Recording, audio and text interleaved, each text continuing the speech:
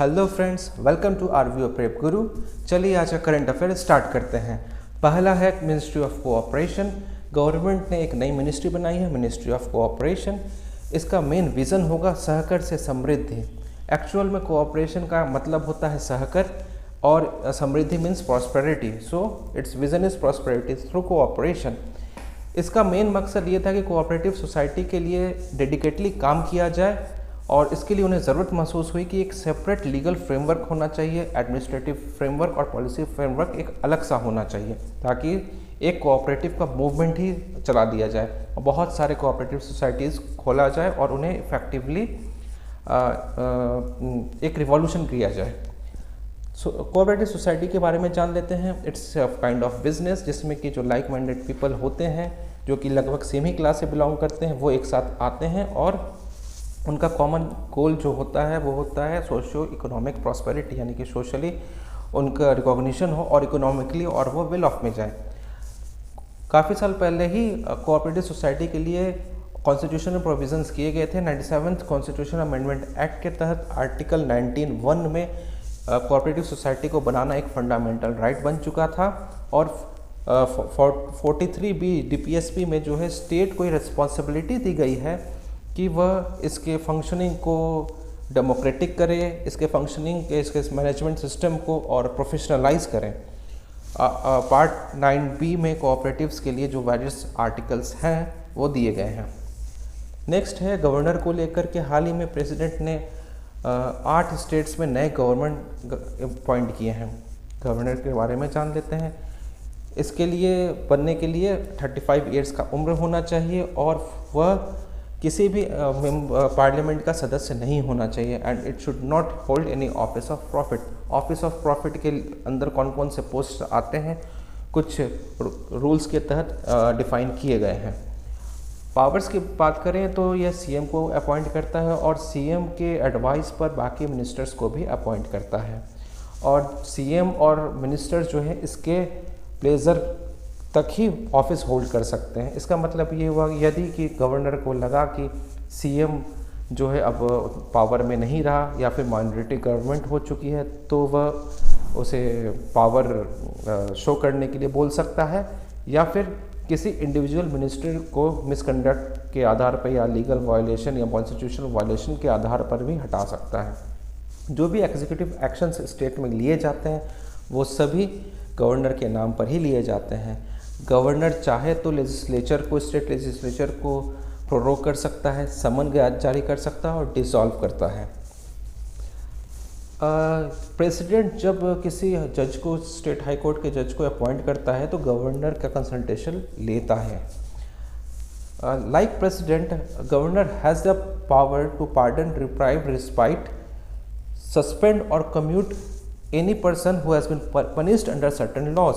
पर यदि death sentence का केस हो तो सिर्फ प्रेसिडेंट को ही इतना पावर है कि वह उसे पार्डन कर सकता है। Right, it's important. Mains question है compare and contrast the power and functions of the president and the governor. Next है लेजिस्लेटिव काउंसिल को लेकर के। वेस्ट बंगाल असेंबली ने हाल ही में एक रिजोल्यूशन पास किया है जिसके तहत उन्होंने कहा है कि लेजिस्लेटिव काउंसिल को इस्टेब्लिश किया जाए। उन्होंने 2/3 मेजॉरिटी से इसे पास किया है। आर्टिकल 169 ऑफ द कॉन्स्टिट्यूशन के तहत स्टेट का जो लेजिस्लेटिव असेंबली है उसे पार्लियामेंट ही चाहे तो बना सकती है या फिर अबॉलिश कर सकती है, पर कंडीशन ये है कि उससे पहले लेजिस्लेटिव काउंसिल को special majority that is 2/3 majority से एक रिजोल्यूशन पास करना पड़ेगा। यानी कि ये state legislative assembly resolution pass करेगी, उसके बाद पार्लियामेंट उसे कंसिडर करेगा और उसके बाद ही बनाया जा सकता है। इसके जो स्ट्रेंथ होंगे वो 1/3 ऑफ द लेजिस्लेटिव काउंसिल होना चाहिए, but condition is at least 40 members इसमें होने चाहिए। इट मीन्स यदि किसी स्टेट में सिर्फ 80 लेजिस्लेटिव काउंसिल के मेंबर्स हैं तो वहाँ पर डिवाइड बाई 3 करेंगे तो लेस देन 40 हो जाएगा। ऐसे केस में एटलीस्ट वहाँ पे 40 मेंबर्स को MLC बनाया जाएगा। इसका जो इलेक्शन सिस्टम है वो पार्लियामेंट के जो राज्यसभा है वहाँ का इलेक्शन सिस्टम से अलग है। वहाँ पे लगभग सभी को प्रेसिडेंट के द्वारा नॉमिनेट किया जाता है, लेकिन यहाँ पर सिर्फ 1/6 को ही गवर्नर के द्वारा नॉमिनेट किया जाता है। बाकी सभी जो है डायरेक्ट इनडायरेक्टली इलेक्ट किए जाते हैं अलग अलग, जैसे कि मेंबर ऑफ लेजिस्लेटिव असेंबली 1/3 को इलेक्ट करता है, फिर 1/3 जो होंगे वो municipality, district board, local authority elect करेंगे, फिर 1/12 जो होते हैं वो टीचर्स के से को इलेक्ट किया जाता है, फिर 1/12 बाकी जो बचे वो रजिस्टर्ड ग्रेजुएट्स होते हैं। मेंस क्वेश्चन बन सकता है, discuss the constitutional provisions related to the state legislative council and its implications. Ganga river conservation, हाल ही में national mission for clean Ganga ने एक पॉलिसी डॉक्यूमेंट जारी किया है जिसके तहत जो बातें कही गई हैं कि जो भी सिटीज़ गंगा किनारे हैं उन सभी को रिवर कंजर्वेशन प्लान को बनाना पड़ेगा और इसे अपने मास्टर प्लान में, यानी इकोनॉमिक डेवलपमेंट का जो भी इंफ्रास्ट्रक्चर डेवलपमेंट का जो मास्टर प्लान है उस सिटी का, उसके साथ इंटीग्रेट करना पड़ेगा। इस प्लान के तहत ये ध्यान रखना होगा कि इट शुड बी प्रैक्टिकल और इंक्रोचमेंट इशू के लिए भी इसमें प्रैक्टिकल रिजोल्यूशन, रिहेबिलिटेशन मेजर्स को भी इसमें इनकॉर्पोरेट करने पड़ेंगे। लैंड ऑनरशिप से रिलेटेड भी सभी इश्यूज को भी इसमें इनकॉर्पोरेट करना पड़ेगा। Applicability obviously it should be in 5 states जहाँ से गंगा नदी पास करती है, उत्तराखंड, फिर Uttar Pradesh, Bihar, Jharkhand and West Bengal. NMCG जो है it is the implementation arm of the national council for rejuvenation, protection and management of river Ganga, जिसे कि शॉर्ट में नेशनल गंगा काउंसिल भी बोलते हैं। यानी Ganga council, national Ganga council का इम्प्लीमेंटेशन आर्म जो होता है वो होता है NMCG, national mission for clean Ganga. Next है फॉरेस्ट राइट को लेकर के, forest right act 2006, it should B 2006, right. Ministry of environment and ministry of tribal affairs ने ज्वाइंटली एक सर्कुलर जारी किया है जिसमें कि सभी चीफ सेक्रेटरीज, स्टेट के चीफ सेक्रेटरीज को निर्देश किया गया है कि इसको, इस फॉरेस्ट राइट एक्ट को इफेक्टिवली इम्प्लीमेंट किया जाए। फॉरेस्ट राइट एक्ट 2006 के अंदर जो है फॉरेस्ट डीलर्स जो कि मोस्टली शेड्यूल्ड ट्राइब्स होते हैं उनके राइट्स को रिकॉग्नाइज किया गया है और अदर ट्रेडिशनल फॉरेस्ट डीलर्स जो काफ़ी जनरेशन से वहाँ रह रहे हैं उनके राइट्स को भी रिकॉग्नाइज किया गया है। इसमें जो राइट्स है वो बेसिकली 2 पार्ट बांटे गए हैं, that is individual rights and community rights. Individual rights मतलब वहाँ पे रहने का अधिकार हो गया, खेती का अधिकार हो गया, इट्स ए इंडिविजुअल कंसर्न।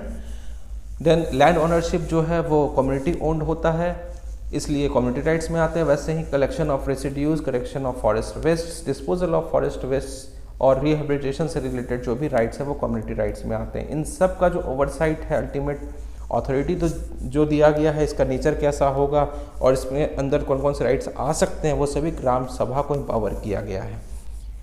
लेकिन इशू आ रहा है कि फॉरेस्ट राइट्स को इफेक्टिवली इम्प्लीमेंट नहीं किया जा रहा है, mostly because of the laxity of the state government itself, और काफ़ी सालों से सेंटर भी इस इशू को नेग्लेक्ट कर रही थी। नेक्स्ट है ग्रैंड इथियोपिया रिनाइसेंस डैम को लेकर के, ये इथियोपिया में बनाया जा रहा है, इसे मिलेनियम डैम भी कहते थे पहले, अब इसे इथियोपिया रिनाइसेंस डैम कहते हैं, ग्रैंड इथियोपियन रिनाइसेंस डैम कहते हैं। अगर ये बन गया तो यह अफ्रीका का लार्जेस्ट हाइड्रो इलेक्ट्रिक प्रोजेक्ट होगा। नेक्स्ट है मैत्री पावर प्रोजेक्ट को लेकर के, ये कंस्ट्रक्ट किया जा रहा है बांग्लादेश में and it is friendship treaty based project जो कि बांग्लादेश और इंडिया के बीच हुआ था। ये जो पावर प्रोजेक्ट होगा that is thermal power project, but it's a super technology based thermal power project, means it's environmentally friendly. इसकी जो फ्यूल इमिशन होगा वो जो ट्रेडिशनल थर्मल पावर प्रोजेक्ट होता है उससे काफ़ी कम होगा और इससे ग्रीन हाउस गैस इमिशन भी काफ़ी कम होंगे।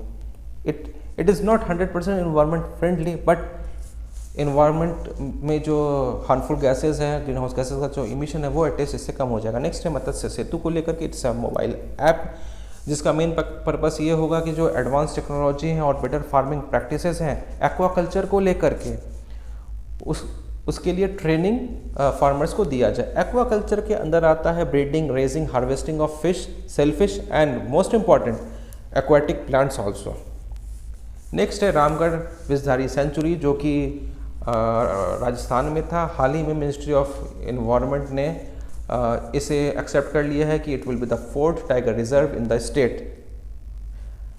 It will link Ranthambore tiger reserve जो कि इसके नॉर्थ में है एंड मुकुंद टाइगर रिजर्व जो कि इसके साउथ में है, यानी इसके बीच में होगा। ये रामगढ़ विषधारी सेंचुरी बीच में है already, it will now become a tiger reserve. Next है एस्टेरॉयड रियुगु को लेकर के, रियुगु नासा ने इसके सैंपल को एक्सेप्ट किया है। एक्चुअल में जापान का जो हायाबुसा 2 स्पेसक्राफ्ट था उसने इसे लेकर के आया था और इसे नासा को सुपुर्द कर दिया है। ये जो एस्टेरॉइड है दैट इज़ डायमंड शेप्ड और ये अर्थ और मार्स के बीच पाया जाता है और it revolves around the sun, but occasionally यह देखा गया है कि यह अर्थ के ऑर्बिट में भी आ जाता है। It means it's potential hazardous. यदि ज़्यादा अंदर चला गया तो अर्थ का जो ग्रेविटेशनल पुल है वो इसे खींच सकता है धरती की ओर और ये धरती पर नुकसान पहुंचा सकता है। आखिर डायनासोर जो साफ हुए यहाँ से कहा जाता है उसके पीछे एस्टेरॉइड्स का ही हाथ है। Origin of life, solar system and water के ओरिजिन से रिलेटेड जानकारी इससे मिल सकती है यदि इसको गहन शोध किया गया तो। नॉन फंजिबल टोकन का इस्तेमाल काफ़ी ज़्यादा बीते कुछ समय में बढ़ गया है, बीते 2 सालों में। यह एक तरह का डिजिटल ऑब्जेक्ट होता है जो कि कोई एनिमेशन हो सकता है, म्यूज़िक हो सकता है, फ़ोटो हो सकता है, वीडियो हो सकता है, कुछ भी हो सकता है। इसके साथ एक यूनिक आइडेंटिटी अटैच्ड होती है, यूनिक टोकन अटैच्ड होता है, राइट। ये ब्लॉकचेन टेक्नोलॉजी बेस्ड होता है जो कि ये यूनिक टोकन इसके ऑथेंटिसिटी को दर्शाता है। इसका मतलब इसे तोड़ा नहीं जा सकता है और इसका डुप्लीकेट नहीं बनाया जा सकता। यदि इसका कोई डुप्लीकेट होगा तो उसमें वह यूनिक आइडेंटिटी नहीं होगी। So it certifies that it's an original content और ये जो इंटेलेक्चुअल प्रॉपर्टी है उसको सेफगार्ड करने में ये काफ़ी फ़ायदेमंद होता है। PDF डाउनलोड लिंक डिस्क्रिप्शन में है। लाइक करें, सब्सक्राइब करें और ज़्यादा से ज़्यादा शेयर करें। Thank you.